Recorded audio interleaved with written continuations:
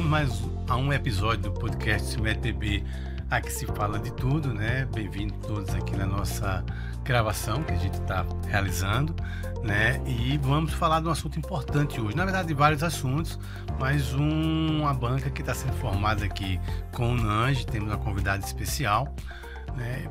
Que a gente vai dar lançamento justamente nesse programa que a gente vai chamar as faculdades de medicina também para participar conosco nesse bate-papo. Então, a gente está falando aqui justamente da nossa convidada, que é a doutora Cristia. É isso, Cristia? Isso. Cristia Carine Gonçalves Pereira. Ela é médica ginecologista e é a coordenadora do curso de medicina da AFIA. E temos também aqui representando o NANGE, Eduarda, né, e Vitor também pelo NANGE, que são acadêmicos da AFIA. Então a gente vai fazer esse nosso bate-papo falando justamente do curso de medicina da AFIA e de outros assuntos que porventura a gente possa abordar aqui. Doutora Christian, como é que foi a sua trajetória até chegar a essa coordenação do curso de medicina de uma faculdade tão importante? Boa tarde a todos. Eu queria primeiro agradecer pelo convite, do Tarcísio, ao NANGE, representados por Eduarda, por Vitor. Muito obrigada pelo convite. É uma alegria poder estar aqui com vocês. E Agradeço. eu queria agradecer a vocês e dizer que é uma honra participar aqui dessa discussão que é tão relevante, a formação médica, as metodologias, a carreira médica. A gente vai falar tantos assuntos tão importantes para nós, né, enquanto médicos. Então, a minha trajetória começou lá em 2019, na AFIA Paraíba, enquanto preceptora, a princípio preceptora na área de ginecologia e obstetrícia, e depois eu já tinha um mestrado, comecei a lecionar também na disciplina de ginecologia e obstetrícia. Posteriormente, eu assumi a supervisão da GO, do internato, da ginecologia e obstetrícia, e depois eu recebi o convite para coordenar o curso de medicina. Então, eu fui ascendendo nas responsabilidades, mas sempre com muita alegria, com muito prazer, né? Eu costumo dizer que eu sou filha de professores, então a assistência sempre esteve muito voltada, muito associada ao amor pela docência, pelo ensino, pela educação. Então, eu fui galgando passos até chegar à coordenação. E eu sei que a gente sempre tem muito mais para aprender. A coordenação, obviamente, que é um passo diferente, mas que também tem me ensinado tem muitos aprendizados em torno desse cargo. Eduarda, você pode ficar à vontade de fazer uma pergunta aí para... Primeiramente, né, eu gostaria de dizer que é uma honra estar aqui hoje com a doutora Cristia Carine, a qual admiro demais. A gente já teve várias aulas no nosso período com a doutora Cristia e, assim, saber que veio de uma casa de professores também, a senhora, me trouxe uma inspiração ainda maior, que eu também vim de uma casa de professores. E eu achei muito linda essa fala e me veio na minha mente a minha família também. Hoje, né, a gente está dando esse pontapé inicial aqui com a AFIA Paraíba e eu gostaria de convidar também os próximos episódios as outras faculdades para que elas possam estar aqui presentes e mostrar um pouquinho da realidade de cada um. Então, eu acho que isso aqui é apenas um começo, porque o nosso NANGE, ele gosta de ter representantes de cada faculdade. Então, é interessante porque a gente precisa trocar. O conhecimento, a gente está falando sobre a educação médica, e a gente sabe que o conhecimento ele está sofrendo várias transformações ao longo desses anos. E o melhor que a gente pode fazer é se ajudar. Então, a gente pode ver, né, que as metodologias ativas, elas estão em total transformação a cada dia. A gente tem mudanças na matriz a cada dia também, e isso é muito importante, porque a nossa busca é para estar cada dia melhor. Então, eu queria saber um pouquinho, doutora Cristia, nesses últimos anos, o que mudou, assim, que você acha de mais relevante desde o tempo em que houve a sua formação na medicina? Então, eu acredito que nesses últimos anos, a medicina, a formação médica, a educação médica, ela tem passado por mudanças profundas, transformações profundas, e todas elas impulsionadas pelas necessidades do sistema de saúde, por esse avanço tecnológico que a gente tem presenciado, que a gente tem vivenciado nos dias atuais. E uma das principais mudanças que eu observo, Eduarda, é o currículo que ele agora está muito mais voltado para as competências, não mais focado nos conteúdos. Sim. E aí é onde entra a importância das metodologias ativas, que inclusive são recomendadas pelas novas diretrizes curriculares nacionais, tanto de 2014 como de 2025, que está em fase de implementação. Então, essa mudança desse foco agora, né, desse cuidado integral do paciente, desse currículo mais integrado, que é a metodologia, ela proporciona muito essa integração, né, essa integração entre os eixos. Por exemplo, nós, né, a nossa faculdade, ela tem um currículo modular, uma estrutura constituída por eixos e módulos que se integram de forma transversal e longitudinal. Então, esse foco agora no aluno, centrado no aluno, ou seja, essa mudança esse modelo pedagógico que integra a teoria e a prática desde o início, fortalecendo a rede, né, do SUS, é também algo bem significativo nos últimos anos. Então, veja, nós temos o eixo, né, IESC, lá na faculdade, que é a integração, ensino, serviço e comunidade desde o primeiro período. Então, o aluno ele tem a oportunidade de vivenciar a realidade daquela comunidade e até chegar no paciente e ele entender de uma forma integral todo o contexto, todos os determinantes sociais que estão ali, que permeiam aquela saúde daquele paciente. Então, ele tem ali uma... Só interrompendo, mas assim, me interessei agora, quando a faculdade, ela leva esses alunos para dentro daquela comunidade, Sim. ou é apenas uma coisa montada? Eles participam desde o primeiro período de atividades na comunidade. Sim. Atividades A partir práticas. do P1 já, Do P1. eles já estão numa Já são comunidade inseridos. para poder vivenciar aquela realidade. Isso. E eu posso falar isso na prática. A primeira comunidade que eu conheci aqui em João Pessoa foi a Roger, na unidade Roger 1 e 2. E aí eu tive várias atividades de conhecer território, de ir na casa junto com a ACS. Então, vocês vão para uma unidade básica e de lá saem. Isso. Conhecem as famílias, conhecem o território a princípio. Isso vai aprofundando. Essa relação médico-paciente, ela vai também se aprofundando à medida que os semestres vão também passando. Então, essa integração entre teoria e prática e consequentemente, esse fortalecimento do Sistema Único de Saúde, integrando o currículo médico com as necessidades do loco-regionais, é extremamente essencial e tem sido vista, tem sido um foco, né, para o Ministério da Educação por meio das DCNs nos últimos tempos. Além disso, o avanço das tecnologias, né, o uso da inteligência artificial, a robótica, a telemedicina, a telesaúde. Então, ela tem realmente avançado e tem nos impulsionado tanto a ter uma nova forma de ensinar o aluno, uma nova forma de aprender e de utilizar essas ferramentas digitais com ética, com responsabilidade. Aí vem todos os desafios que permeiam a utilização dessas tecnologias, mas ela vem também, esse avanço tecnológico vem e modifica também, muda e transforma todo um modelo pedagógico, de fato. Vitor, você é aluno da AFIA também, está em que período? Estou no nono. No nono e Eduarda? Eu estou indo para o nono. Estou no oitavo. Então, eu estou indo para o 10º, né? Já está indo para o 10º, né? Já estou matriculado, já, inclusive. Já passou nessa fase. Na tua opinião, assim, a gente vai entrar na outra parte, mas assim, o curso básico, né? Ou seja, onde a gente vê a parte inicial da AFIA, ela para você foi importante e assim, lhe deu condições de você ter uma compreensão dessa questão social, da questão vivenciada naquelas comunidades. Como é que você viu essa sua passagem? Você já está no internato. Estou indo para o 2º período do internato, né? E já fiz 3 rotações. Inclusive estou em GO agora. Melhor, né? Mas me surpreendeu positivamente. Inclusive encontro a professora lá no hospital várias vezes.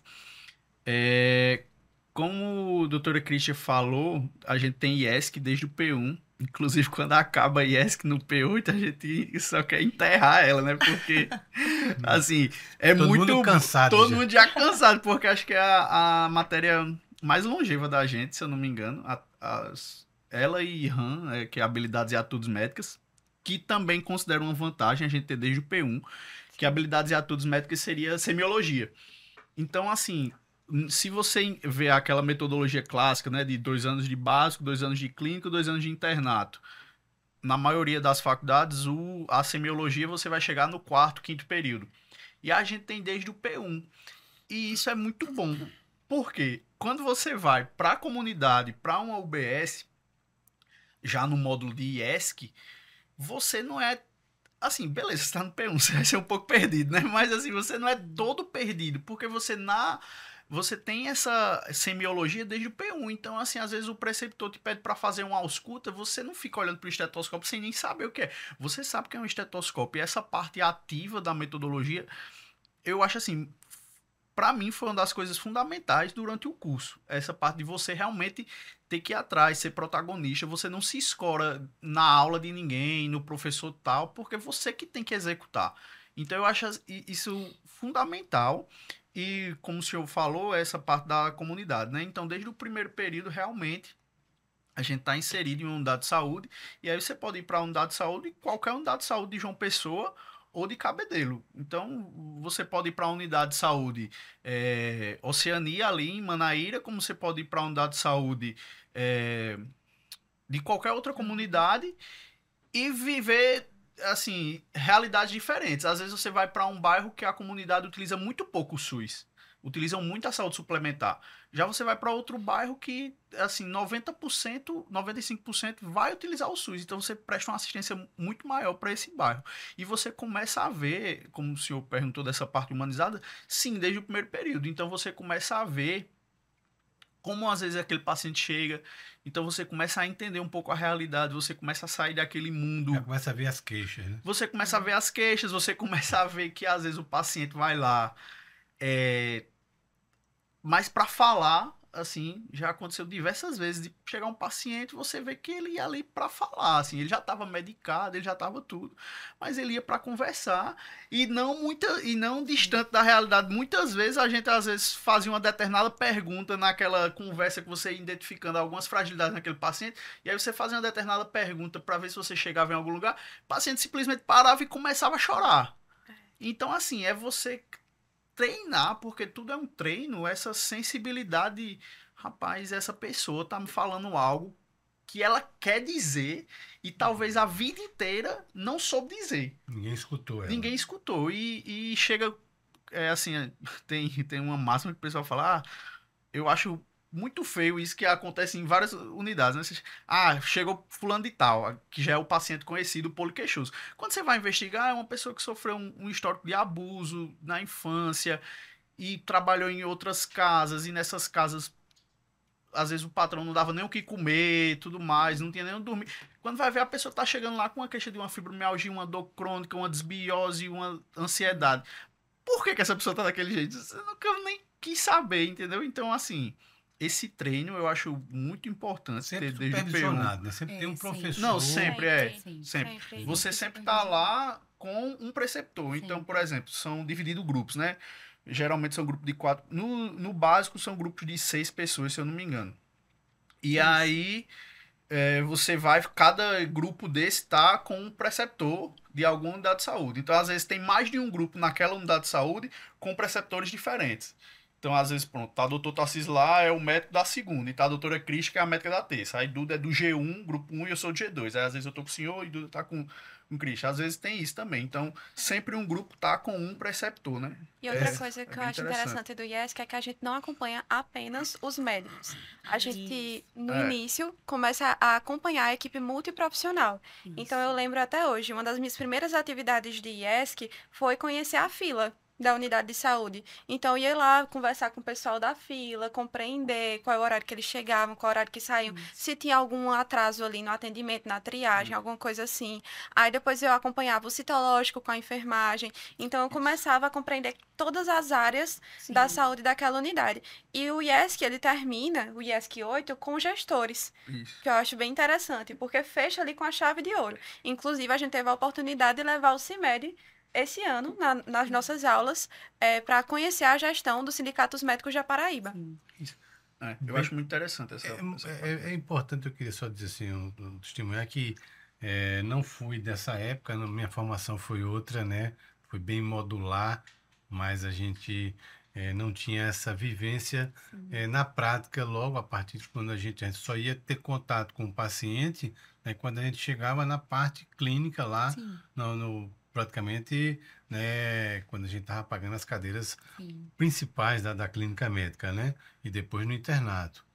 A gente tinha uma experiência importante que não tem mais, que era o estágio rural integrado, né, que era o ERI, que a gente ia fazer em algumas cidades do interior aqui da Paraíba.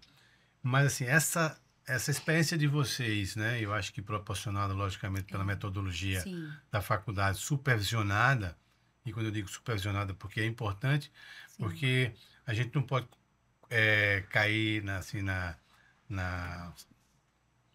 prática do dia a dia, né, sem ter uma supervisão, porque a gente corre um risco muito grande de já começar errado. Quando você começa errado, para você consertar lá na frente é mais difícil. Então, a supervisão da faculdade, eu tenho certeza que acontece, né, na AFIA, ela é levada muito a sério para que aquele estudante que vá para essa unidade básica, ela não veja o que está sendo feito errado lá e ache que aquilo ali é o certo e leve isso para o resto da vida como seu conhecimento, né, na sua formação. Então, é necessário, eu tenho certeza que acontece isso, né, essa conversa, essa avaliação dessas visitas, né, ou seja, na sala de aula, né, de dizer como aconteceu, o que é que como você avalia, ou seja, esse acompanhamento de perto para mostrar o que é o certo e aquilo que estava errado lá e que tem que ser consertado. Né? Porque... Inclusive, no fim da disciplina, um dos componentes da nota é um relato de experiência que você tem que realizar daquela ação que você realizou naquela unidade durante aquele período. Então, uma das notas do IESC, pelo menos até quando eu paguei IESC, era assim. Você tinha que fazer um relato de experiência. O que era muito bom, porque além de você... Assim, um dos componentes da nota era você produzir um artigo. Então, você também melhorava a parte de escrita científica. Né? Você tinha um trabalho a mais para publicar em algum congresso, em alguma revista. Você estava treinando outras habilidades em outra disciplina que, entre aspas, não teria a ver, né? E eu até queria perguntar à senhora, assim, um pouco pegando o pé da pergunta de Duda, assim, o que é que a senhora vê, não na matriz, mas no estudante, assim, qual a diferença que a senhora enxerga dos estudantes de quando a senhora se formou, da senhora própria e da sua turma, e dos estudantes de hoje, que obviamente como coordenadora e como preceptora, a senhora via diversos estudantes, né? E às vezes a gente tem aquela máxima de dizer assim, hoje em dia nada presta, né? E antigamente tudo era bom. E aí eu queria escutar a experiência da senhora e ver assim, o que é que mudou, assim, como é o estudante de hoje, como era esse estudante de antes, assim. Eu vou pegar a carona sua aqui no desenho. Lá também tem aula teórica ou é só essa? Sim, também temos. Complementando também a pergunta anterior, todos os estágios do Dr. Tarcísio lá são supervisionados, tem preceptores responsáveis por nossos alunos. Nós atualmente temos quase 400 preceptores. Nós estamos em 113 serviços de saúde. Eu creio que é uma das maiores redes articulada com o SUS, estabelecida por uma instituição de ensino. Nós estamos realmente em todos os níveis de atenção, primário, secundário, terciário, quaternário. A gente também está no metropolitano. Então, nós temos essa responsabilidade e eu acredito que a própria dinâmica, né, da matriz, ela já estabelece a competência, o desenvolvimento de competências além das clínicas, outras competências, como competências socioemocionais. Eu acho que essa é uma diferença dos nossos alunos. Quando, por exemplo, nós aproximamos esse aluno das necessidades, das realidades, né, loco-regionais, das necessidades daquela região, ele vai ser muito mais empático. Então, eu costumo dizer, eu sempre lembro de um aluno que eu acompanhei numa unidade de saúde, que ele ficava bem indignado porque o paciente não aderia à terapêutica antidiabética, né? Então, o paciente, ele orientava todo um planejamento nutricional junto com a equipe e sempre estava bem descompensado. E até que ele passava vários, né, dava várias orientações nutricionais que o paciente ele não tinha a menor condição nem de adquirir os alimentos. E aí ele foi conhecer a família, ele foi um dia na casa desse paciente, ele viu que o paciente morava numa casa com 11 pessoas e que ele ganhava um salário mínimo. Então ele começou a entender, ele começou a desenvolver ali uma empatia, né, e realmente um senso de responsabilidade social sobre aquele contexto, sobre aquele paciente. Então, nós temos esse diferencial, eu acredito, essa integração, ensino, serviço e comunidade muito fortalecido e muito consolidado, eu creio. Outra questão bem importante que nós temos também visto nessa integração é exatamente a forma como os eixos eles se integram. Então, esse aluno que ele vai para a unidade de saúde da família, vai para a comunidade, ao mesmo tempo ele está com um outro eixo chamado métodos científicos em medicina, onde ele aprende a utilizar métodos de estudo, os dados, para que haja uma produção científica. E aí ele vai para um outro eixo que se chama PIEP, Práticas Interdisciplinares de Ensino, Pesquisa e Extensão, onde ele vai para algum serviço que não necessariamente é um serviço de saúde, mas pode ser uma escola, pode ser um abrigo de idosos, pode ser uma casa de acolhimento de crianças. E ele identifica uma problemática naquele local e ele desenvolve um projeto para trazer uma solução para aquele serviço. E aí ele vem com uma bagagem já daquela vivência de uma necessidade lá do SUS, naquela comunidade, e ele está aprendendo sobre como escrever cientificamente, e ele coloca tudo isso, toda essa teoria que ele está ali aprendendo no dia a dia, por meio de diversas estratégias de aprendizagem, que inclui palestras, nós chamamos lá palestras, as aulas expositivas, e nós temos também aprendizagens em pequenos grupos. Então, a gente tem um bloco como uma rotação. O aluno ele tem a aula expositiva, né, que nós chamamos de palestra, ele tem a discussão de casos, num outro eixo que se chama Sistemas Orgânicos Integrados, o SOI. Isso. Ele tem, depois desse momento, ele vai para o centro de simulação para adquirir a habilidade, onde há o foco no exame físico, né, na ausculta, aferição de pressão, e depois ele vai para o cenário real. Então, ele passa por todas essas etapas até que ele se sinta seguro e aí haja realmente o menor índice possível, né, de possibilidades de erros. Então, o aluno ele se prepara, ele se torna mais seguro naquela simulação realística, que nós temos lá um centro de simulação com simuladores de alta fidelidade. Então, toda essa tecnologia, que a AF ela realmente é pioneira na educação médica, é o maior hub de educação médica do país, né, o grupo AFIA. Eles investem de forma muito maciça na tecnologia. Aplicativos como o Whitebook, eles oferecem para os alunos. Eles têm aplicativos como o AFIA+, que oferecem aulas, materiais simulados para os alunos do internato. Então, eles realmente focam telas interativas. Eles investem muito na tecnologia, para que o aluno ele simule o máximo possível, ele se sinta seguro antes de ir para esse cenário real. Então, ele está vendo ali a fisiologia, a anatomia do coração simultaneamente, de forma integrada, até que ele vai para o centro de simulação, ele desenvolve aquela habilidade e chega na comunidade e consegue colocar em prática todo aquele conhecimento que ele foi adquirindo em diversas etapas. Então, a AF ela consegue equilibrar essa parte científica, né, tecnológica, com essa outra parte da realidade da comunidade, social. Sim. Esse lado social, humano, né, ela faz essa relação importante. Né? Hoje a AF já formou quantos estudantes de medicina? Quantas turmas? Mais ou menos. Eu acho que 32, se eu não me engano. 32. Porque eu sou a 35, tô no P9, né? P10. Então, tem a do P10, que é a 34, a do P11, que é a 33, a do P12, que é a 32, então formou 31. 31 formando 31 turmas, né? Eu acho então, que tem muito médico da AFIA. Tem, bastante. E 100% AFIA vão ter, assim, de 100%, o internato AFIA já tem, mas eu acho que 100% AFIA, do P1 ao P12, é a turma 34 e a minha 35, que foram as duas primeiras turmas.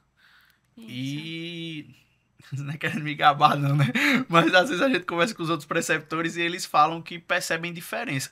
E eu acredito mudança, muito, né, muito na mesmo, metodologia. assim, que é por conta da metodologia ativa. Você fica mais proativo. Sim. Você fica menos refém de, tipo, alguém vai vir aqui me ensinar. Você chega lá e diz assim, rapaz, eu vou tentar resolver aqui. E os preceptores elogiam essa postura que eu acredito fielmente que vem do treinamento que você tem de primeiro período. Então você vai tornando medular aquilo, né? Você vai se acostumando a estar naqueles ambientes hospitalares, o que é muito Tomar bom. atitude, né? A tomar atitude, como a professora falou, nessas aprendizados em pequenos grupos, né? Que é a APG. A gente vai discutir os casos. Então, assim, você tem que estudar, entender e apresentar. Então, se você não tem essa autonomia de entender o que é que você está vendo, o que é que você está estudando, o que é que você está falando, você não desempenha aquela função, aquela atividade e, por conseguinte, não vai avançar nos períodos, né? Então, você tem que fazer isso. Você vai se acostumando e quando chega no hospital Isso. mesmo, né? Eu acredito que é muito diferente Inclusive, mesmo. essa organização curricular, ela visa exatamente isso, né? Uhum. Essa integração de forma que o aluno ele realmente cumpra o propósito de ser o egresso que as diretrizes curriculares nacionais estabelecem. Então, qual é o perfil do egresso de 2014 que agora foi incrementado pela 2025, né? Agora bem recente. Que tem uma formação generalista, que seja humanista, crítica, reflexiva, apta a atuar nos diversos níveis de atenção. Então, esse pensamento crítico e reflexivo ele é muito fortalecido pelas metodologias ativas, porque os alunos eles são impulsionados, né, a pensar, a questionar, a construir o conhecimento. Porque como é o modelo tradicional que, né, nós tivemos, eu acho que também isso do mesmo modelo. E como o aluno, ele é passivo em relação a esse recebimento de informações, né? É o ensino centrado no professor, que transmite tudo que sabe, e o aluno ele vem e decora tudo que recebe. Tradicional, óbvio que tem a sua importância, a gente não está desmerecendo o modelo tradicional, mas é diferente do modelo que utiliza a metodologia ativa, onde agora o ensino está centrado no aluno, ele é o protagonista, como o Vitor disse. Então, ele tem uma responsabilidade, ele tem ali uma autonomia em relação ao autoestudo estruturado, ele tem diversas etapas, mas ele é um protagonista nesse processo. O meu único receio é a questão da supervisão. Porque, assim, o que eu percebo é que cada vez mais a gente tem alunos novos chegando na faculdade, né? Ou seja, eu já vi gente com 16, 17 anos já fazendo medicina. Uhum. Se você não der uma boa supervisão, você pode correr o risco de fazer um profissional que não tenha a responsabilidade necessária, que a gente vai lidar com vida no futuro. Com certeza. Né? Ou seja, você vai estar... Então, assim, a supervisão para essas metodologias ativas é fundamental. Concordo com você que nas metodologias antigas mais passivas, você faz com que o aluno seja muito mais assim, inibido de tomar as suas atividades. E isso realmente é ruim. Né? A gente que faz, principalmente, a medicina de urgência e emergência, se você não tiver atitude ali, você vai realmente postergar uma medida necessária para salvar aquela vida. Mas, assim, eu acho que essa metodologia ela é melhor, né, se você tiver a supervisão bem feita no acompanhamento daquela transmissão do conhecimento ali que está se dando, né? E aí a pergunta que eu vou encomendar agora é com relação assim, como é que a AFIA está vendo a questão da inteligência artificial, né, nos jovens acadêmicos, né? Como é que ela trata isso? Eu tenho a oportunidade, inclusive, agradecer aqui ao diretor Sérgio, a minha amiga Bárbara, né? Sim. Que sempre me convida para estar presente nas palestras que a AFIA faz, nos seus diversos cursos. Né? E eu acho muito importante, né, isso, mostrar o lado humano, né? O lado que é o lado, para mim, mais importante da medicina. Mas, por outro lado, você não pode negar que a inteligência artificial ela é a realidade hoje. Eu acredito que a base, ela continua sendo a mesma, né? O aluno, o profissional, ele precisa ser, sobretudo, humano. Eu costumo falar, assim, para os alunos que algo que é tão óbvio e que talvez a gente até tenha perdido um pouco ao longo do tempo, que é a obviedade de você fazer medicina porque você gosta de gente. É tão simples isso, né? Mas isso não pode, a gente não pode perder de vista. Eu tenho que gostar do ser humano, eu tenho que Inclusive, gostar do cuidado. isso foi até naquele outro podcast com o Zé Luiz que eu falei exatamente isso. Se você no podcast era sobre licença, era sobre empreendedorismo e eu peguei e falei assim, eu fiz, rapaz, tem duas coisas que o empreendedor e o médico precisa ter de base é gostar de gente. E é exatamente o que a senhora está dizendo. Isso. Se você não gostar de gente, rapaz, repense, né? Não vai ser um profissional adequado para a Exatamente. medicina, Mas não. enfim. Então, a gente tem uma responsabilidade com essa formação humanista, né? Essa humanização nessa formação. E a gente tem investido de diversas formas para que haja um fortalecimento dessa formação humanista dos alunos. Então, a gente tem tido diversos momentos relacionados à saúde mental, inclusive as novas DCNs. Elas abordam as áreas verdes, por exemplo, que são espaços, né, considerados turnos de 4 horas consecutivas. No mínimo, devem ter 2 turnos desses, chamados de áreas verdes. Está agora nas novas diretrizes curriculares nacionais de 2025. E lá na AFIA nós temos em todos os períodos, do P1 até o P12, essas áreas verdes, porque a gente entende que a saúde mental do estudante ele é importante para que ele desempenhe, para que ele realmente tenha um bom cuidado com o outro, né, com o ser humano. O estudante que cuida bem de si, ele vai cuidar melhor do outro. A gente acredita nisso. Então, a gente ali coloca essas áreas verdes, esses tempos de que ele tem mais autonomia para o seu autocuidado, né? Então, para o seu lazer, para a sua vida social, para o seu sono, para o descanso. Então, a gente tem realmente tido esse cuidado de humanização mesmo, né? A gente tem também o nosso núcleo de experiência discente na instituição, que é um núcleo de apoio psicopedagógico e psicológico também para os nossos alunos. A gente sabe o quanto a questão da saúde mental tem sido um foco também na educação médica. A gente cada vez mais tem ouvido falar sobre burnout, ansiedade, né? Então, a gente tem de fato, empreendido esforços para focar na saúde mental. A gente tem a Semana de Saúde Integral, onde a gente aborda o autocuidado, então, a auriculoterapia, várias terapias integrativas que podem estar ali auxiliando o estudante na sua jornada, que a gente sabe que é exaustiva, que é intensa, né? Então, De vez em quando a Eduarda fica meio estressada, né? Acontece, né? Mas passa rápido. Mas é verdade. Mas tudo sempre tem- com supervisão. A gente entende a responsabilidade, que é a formação médica, né, todos os riscos que envolvem, mas toda a beleza que há também em formar um médico. E todas as atividades, elas têm supervisão, tanto a palestra, o momento da aula teórica, mesmo na aprendizagem em pequenos grupos, existem os professores em sala de aula como tutores, mediadores desse processo de construção de conhecimento, com vários passos. Por exemplo, a gente tem, né, na APG, e também nas clínicas integradas, os MARCs, Sim. método de aprendizagem por raciocínio clínico, também são casos clínicos que são discutidos e os próprios alunos vão ali debatendo, sempre com a supervisão do professor. Sim.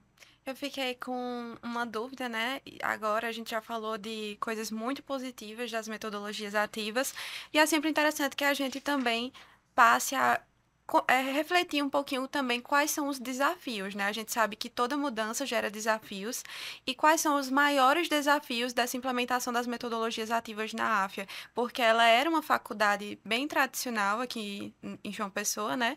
E acabou que houve toda essa mudança para as metodologias ativas, junto com a mudança também de gestão Sim. e tudo mais.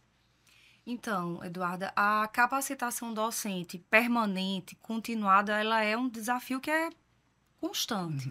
Principalmente quando a gente tem um cenário onde a maioria, né, dos médicos, nós temos professores que são ótimos médicos, né, mas que muitas vezes não receberam a formação pedagógica. Então, e que tiveram a experiência, o contato com as metodologias ativas. cultura, né? Às vezes essa resistência de aprender algo diferente, algo novo, essa quebra do paradigma em relação à mudança pedagógica, é um desafio que nós temos quando a gente implementa as metodologias ativas, né? Implementa o PBL e outras estratégias que envolvem metodologias ativas. O professor que ainda não conhece, o professor que às vezes tem uma resistência em relação a essa mudança, mas para isso a gente também tem um núcleo de apoio pedagógico, de apoio ao docente, que é o NAPED, de experiência docente, que é um núcleo que foi estabelecido pelas DCNs de 2025 agora. Todas as instituições são obrigadas a ter o NAPED, esse núcleo de apoio né, ao docente. Independente de qualquer... Independente. E nós já temos o NAPED há 9 anos. Veja, a gente já tem essa preocupação de ir treinando o nosso docente, de tendo essa capacitação, de auxiliando nessa transição. Eu falo com propriedade que eu era professora tradicional de ginecologia e obstetrícia na própria instituição e passei por essa transição. E eu sei o quanto foi desafiador reaprender a ensinar de uma forma diferente, agora entrando no centro de simulação e seguindo novos passos metodológicos. A AF é a única instituição que tem essa metodologia, existem outras instituições a nível nacional? 100% eu acredito que só a AF na eu Paraíba. acredito que de forma majoritária é a AF. Acho que tem outras instituições que eles adotam um misto, né? Que eles falam assim... pontuam, né? Algumas atividades. Tem algumas tutorias, como a gente tem as APGs, aí mistura com um módulo de aula, mas eu acho que 100% é um pilar mesmo, assim. Acho que é só... Na AF é um pilar mesmo. Então, é uma experiência que é desafiadora, você reaprender. Há uma forma diferente agora de ensinar. A gente sabe também que e aí agora falando no contexto nacional, falando agora das escolas médicas, a gente sabe que houve uma expansão das escolas médicas e isso acaba também gerando o desafio. Embora amplie o acesso, essa interiorização ela é importante, porque atende às necessidades daquela região. A gente sabe também que amplia esse acesso, como eu acabei de falar, mas também tem um desafio da qualidade, da infraestrutura adequada, né? Então, eu acho que são esses os principais, essa necessidade de capacitar pedagogicamente o docente, principalmente o médico, que tem aí uma dupla jornada, assistência mais docência, né? E isso também impacta no dia a dia, no planejamento, na inovação que realmente é necessária para que haja esse avanço. Outra coisa interessante, só para complementar rapidinho, é que nosso núcleo acadêmico, ele faz parte de um núcleo maior de representantes nacionais. E é interessante que a gente teve a presença surpresa até, né, de um estudante da AFIA, do Acre, há pouquíssimo tempo aqui, conversando com a gente no nosso congresso. Então, a gente percebeu realmente que essa metodologia lá, né, a gente percebe que existe todo esse impulsionamento de aprendizado, da mesma forma que a gente está vendo aqui. E essa nacionalidade, porque as provas são nacionais, Sim. que eu acho interessante, né? A gente faz provas que já estão nos preparando para a ENAMED de fato. Sim. Porque são bancas de todas as unidades que mandam questões para esse banco de questões e essas questões são misturadas. Então, nem o docente sabe o que vai cair e fica mais, eu acho, justo para todo mundo e a gente fica mais preparado. Todos os docentes, na verdade, né, Eduardo, eles participam dessa elaboração de itens, mas existem comissões locais e nacionais que vão ali ajustar essas questões dessas provas. E um ponto importante também que você traz é que, embora façamos parte de um grupo, nós temos uma identidade institucional. E eu acho isso bem importante, porque a gente atende também às necessidades regionais. A gente está ali atento, por exemplo, quando a gente tem projeto de extensão com indígenas, não é, daqui da região próxima. Então, quando a gente tem, como a gente tem com trabalhos, projetos de pesquisa e extensão, a gente tem em torno de 35 também. Projetos de pesquisa e extensão. A gente tem atualmente bolsas de projetos de pesquisa e extensão focando nessas necessidades em comunidades vulneráveis, idosos, comunidade LGBTQIAPN+. Então, a gente tem migrantes, assim como diz realmente as DCNs. Então, a gente está realmente sempre buscando eu acho que essa qualidade, estarmos alinhados às DCNs, cumprindo de forma excelente esse papel de formarmos também excelentes médicos. Muito bom essa conversa, porque eu acho assim, quando a gente tem instituições formadoras, assim, com a responsabilidade de formar pessoas de forma científica capazes, né, mas ao mesmo tempo com um olhar para o social, né, a gente consegue ter, né, a esperança de que a medicina volte a ocupar o espaço que ela já ocupou, né, ou seja, de ser realmente uma profissão com todas as outras da área da saúde respeitadas, de bons profissionais, porque o que a gente tem visto, na verdade, ultimamente, né, o Sindicato dos Médicos, inclusive, tem uma campanha contra isso, que é a questão da violência contra médico, né? Sim. E aí o médico, ele não é o responsável pela situação que o sistema de saúde se encontra com relação com filas intermináveis, com falta de medicação, com falta de insumos, ou seja, ele, na verdade, está dentro daquela engrenagem, mas ele não é o responsável. E se esse profissional não tiver o lado humano de conversar com o paciente, de escutar o paciente, aquilo que a gente estava conversando aqui nos bastidores, ele realmente vai ser encarado aquele paciente ali como um culpado. Sim. E que, na verdade, ele também é uma vítima desse problema todo. Então, é fundamental que as instituições tenham essa preocupação de estar formando médicos com esse lado humano bem aguçado, Sim. né, para a gente poder resgatar a nossa profissão, né, e tirar aquele estereótipo de que o médico ele não, vamos dizer assim, não é um ser humano normal. Ele é um ser humano normal, com emoções, com doenças, com dívidas para pagar. Então, assim, ele tem que ter boas condições de trabalho e ser bem remunerado, né? Eu acho que essa uma das funções das nossas instituições formadoras de médicos. E, Vitor, você quer comentar alguma coisa? Eu conheci Vitor e assim, junto com o Eduardo, não foi? Tiveram lá para pedir um apoio para a realização de um simpósio da Mediclean. Isso. Né?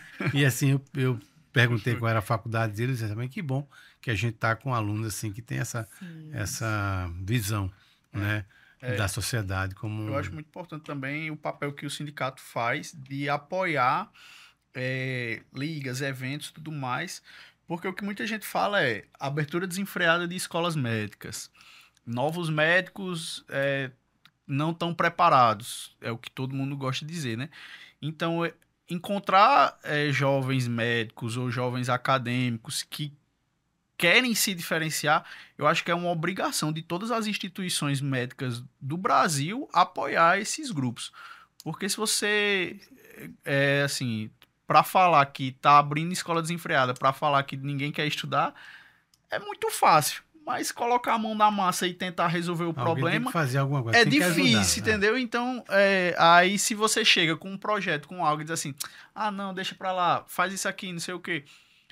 Você vai afastando esse acadêmico, esse estudante, esse interno do ensino, da ciência, da realidade de estudo constante do médico, porque você não vai parar de estudar nunca. Até você, tô estudando aqui, tô tranquilo. Vai chegar um paciente com um negócio diferente que você vai dizer, rapaz, como é aquele tratamento? Aí você vai pesquisar.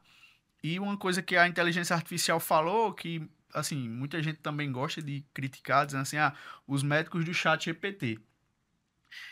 Mas se você pegar 60 anos atrás, era o médico do livro. Eita, agora tá muito fácil, eu tenho um livro todo pronto para estudar. Na minha época eu tinha que falar com fulano e tal. Aí chega o Google.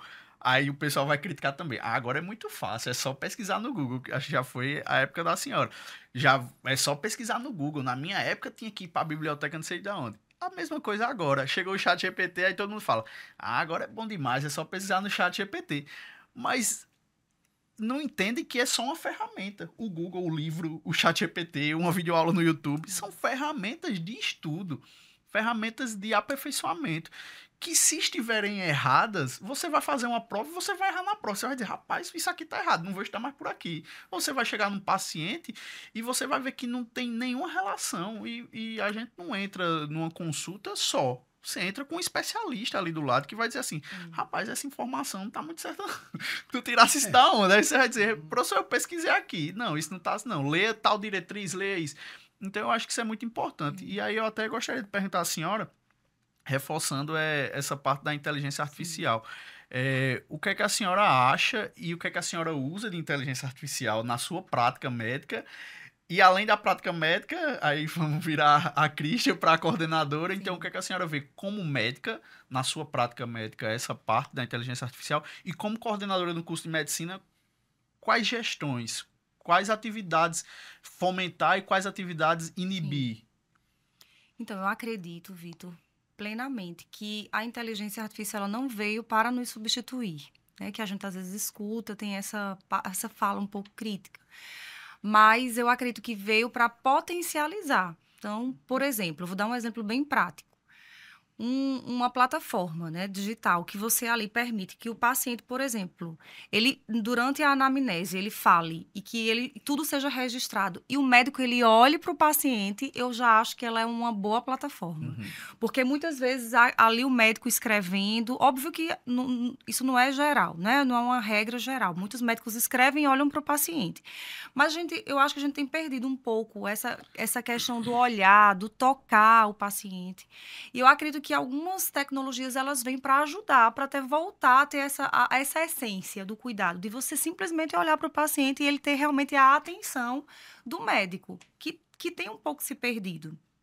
Então, eu acredito que as tecnologias, a própria inteligência artificial, seja por meio do ChatGPT, de outras plataformas, Gemini, tem tantas Gama, a gente sabe que tem tantas plataformas que auxiliam, por exemplo, tanto na prática, no apoio ao diagnóstico, existem hoje aplicativos, plataformas, inteligência artificial que prediz riscos, que auxiliam no diagnóstico, que acompanham pacientes, né? A própria, por exemplo, a telemedicina em pacientes de regiões remotas. Então, como a gente vai dizer que não é importante? É importante, sim.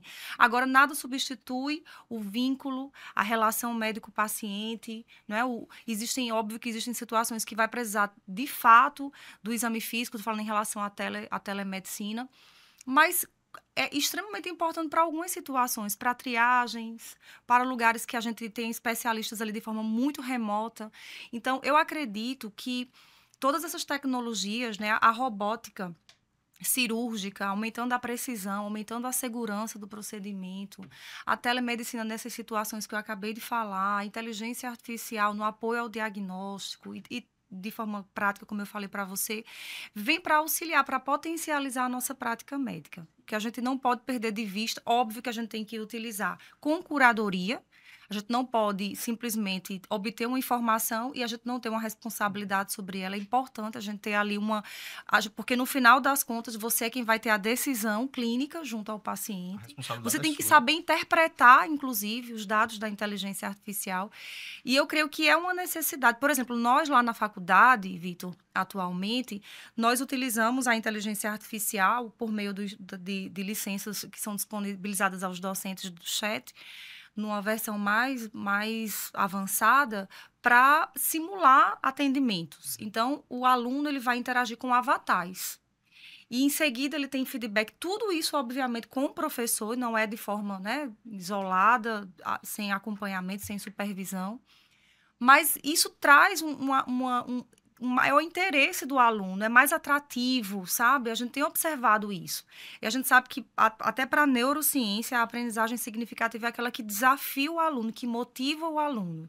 Então, se a gente utilizar a inteligência artificial para motivar, para trazer ali uma motivação maior para o aluno nessa aprendizagem, a gente entende que ela está sendo bem válida. Concordo. Importante. Bom, a gente já está indo para os finalmente, né? Eu queria dizer assim que foi muito proveitosa essa conversa da gente aqui, né? O Sindicato dos Médicos está sempre aberto, né, a ter parcerias com as faculdades e a gente sempre encontrou na AFEA uma parceira, né, para que a gente possa colaborar, né, dar uma visão do ponto de vista do mercado de trabalho para os futuros médicos, né, que são hoje acadêmicos. Por isso que o NANGE ele foi criado justamente para isso, para a gente trazer os acadêmicos para ver do ponto de vista do sindicato essa realidade que a gente conversou aqui, né, e acho que isso é importante, né. Eu queria fazer uma pergunta assim, o que é que a AFEA vai trazer para a gente, né, e para os acadêmicos de medicina em 2026 agora de novo? Eu sei que vocês têm um projeto lá de ter uma policlínica, não é isso? Sim, já estamos no final de uma grande obra, né, do CI, Centro Integrado de Saúde, 46 consultórios, vamos ter mais de 25 especialidades. Então, nós vamos atender ali a população do SUS, né? Vamos ter ali realmente esse trabalho de atender os pacientes do SUS. E a gente está com grandes expectativas, né, em relação a aumentar ainda mais esse acesso da população aos serviços de saúde. E o campo de prática para os acadêmicos, Com né? certeza, aliado a esse avanço, né? Embora tenhamos uma grande rede pactuada, são 113 serviços de Ali saúde. é Cabedelo ali, né? É, Cabedelo. Nós temos ali serviços em Cabedelo, em João Pessoa, em Mamanguape, em Santa Rita. Nós Mamanguape temos também? também no hospital de Mamanguape. Rodei clínica médica lá agora. Foi mesmo? Foi. E de voltar no mesmo dia? Era. É uma boa caminhada, viu? Mas, Mas quando quer aprender, tem que caminhar mesmo. E uma estrutura, um ótimo Não, serviço. o hospital lá é bom. E assim, a gente foge um pouco como aqui em João Pessoa tem várias escolas de medicina, né? Então, assim, você vai disputar campo de estágio com as outras faculdades, obviamente, não necessariamente no mesmo horário, mas em alguns contraturnos, ou às vezes até no mesmo horário. Lá em Mamanguape, a gente é exclusivo de lá, então só tem a gente lá. Coisa Então, boa. assim, é muito bom. E lá eu rodei clínica médica, mas lá tem um serviço de GO, tem serviço de cirurgia e colocaram agora também de pediatria. E eu acho que tem até um projeto, não sei se estou dando um spoiler aqui, de urgência e emergência, né, para o ano que vem. Então, assim, é uma boa oportunidade. Sem é um pouquinho dúvida, longe, sem mas dúvida. é um bom aprendizado. Enfim, culpa Guarda. a senhora, desculpa. O pessoal tem um feedback muito bom nesse estágio de Mamanguape, realmente. Eu tenho amigas que optaram por ficar lá, porque tem gente que diz, não, é quem sobrou ali no sorteio, mas não é. O pessoal gosta mesmo desse serviço e adora porque consegue aprender ainda mais. Inclusive, o de GO, quem ficou foi o P12, que na hierarquia é o primeiro a escolher do internato. Então, o pessoal do P12 que quis ir para lá, porque... A gente entende, né, o desafio que que são os cenários de prática, né, com as faculdades. Então, a gente sempre tem tentado ampliar esse campo de prática, né? Essas pactuações, nós continuamente tentamos ampliar. Todo semestre a gente vai pactuando com novos serviços. Mas é importante essa interiorização, Sim. Né? Apesar de estar aqui na faixa litorânea ainda, né, a Mamanguape, né? Mas, assim, é importante para os acadêmicos verem como funcionam esses hospitais, né? Porque eu acho que João Pessoa já está saturado, não tem mais campo de trabalho. Inclusive era... dentro de João Pessoa, né, e na região metropolitana, apesar de algumas cidades não investirem em saúde como deveriam investir. Mas, assim, eu acho que o médico hoje que se formar, ele tem que estar preparado para ir para o interior mesmo. Inclusive, até uma coisa que eu gostaria de perguntar à senhora, assim, como coordenadora de medicina, como é a batalha com as outras faculdades para conseguir esses campos de estágio? E, assim, como vocês avaliam isso? Tipo assim, rapaz, esses grupos estão muito grandes. Acho que a senhora encara também isso como desafio do lado de preceptora, né? Rapaz, tá vindo um grupo aqui com 5 alunos, com 4 alunos. Acho que era melhor se fosse só 2. Como é viver esses dois lados da moeda e como coordenador, assim, lutar com essas turmas grandes e tentar dividir? E quanto mais alunos, mais difícil é de colocar esses alunos na prática com qualidade. Porque às vezes você coloca com um médico bom, mas que está com 6 alunos lá e ele não consegue dar tanta atenção ou não sobra tanto serviço assim. Então, Vitor, nós temos, existem premissas para todas as atividades, sejam elas teóricas ou práticas, na instituição e fora da instituição. Nós temos tanto premissas que são alinhadas ao Ministério da Educação, esse quantitativo de alunos, né, por atividade, como a gente também tem as premissas de cada instituição que a gente recebe.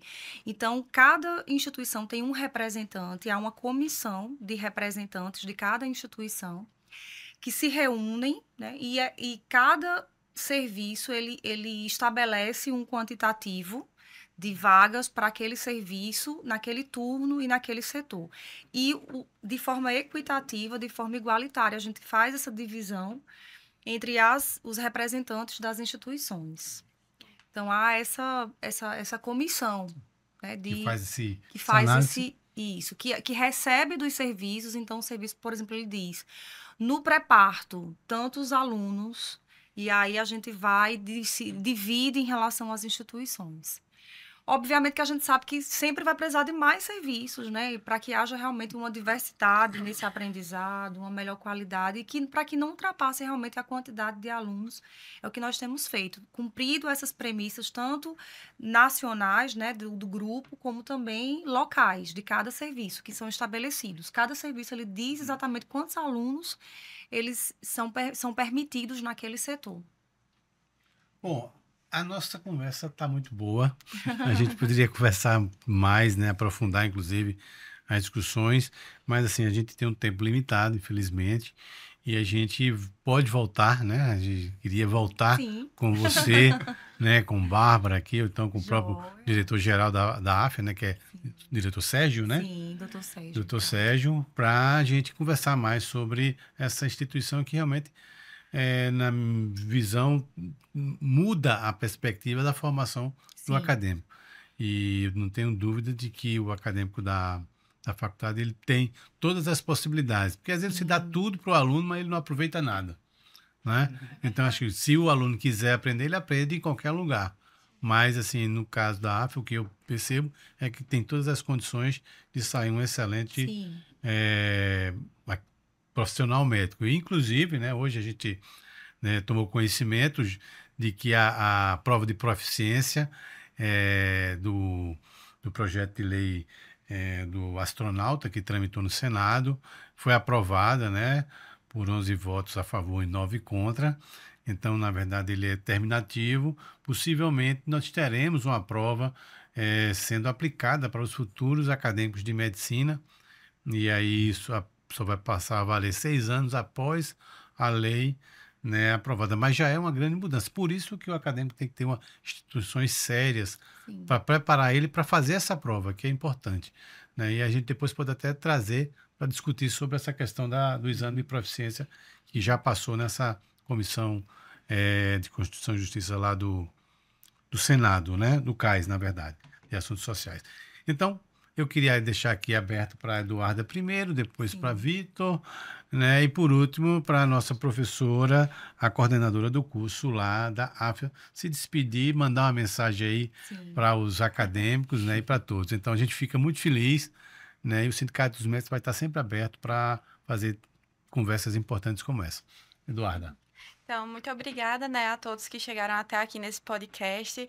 É com muita alegria que recebemos a doutora Cristia Carini, também doutor, Já é quase doutor. Quase doutor João Vitor, nesse podcast de hoje. Queria convidar todos a seguirem nossas redes sociais do NANGE e também dizer que nós estamos com um calendário lotado para 2026, com várias ideias novas, assim como ações voluntárias, como aulas novas. Então, fiquem de olho e também ingressem no NANGE para participar de todas essas oportunidades que iremos fazer para o próximo ano.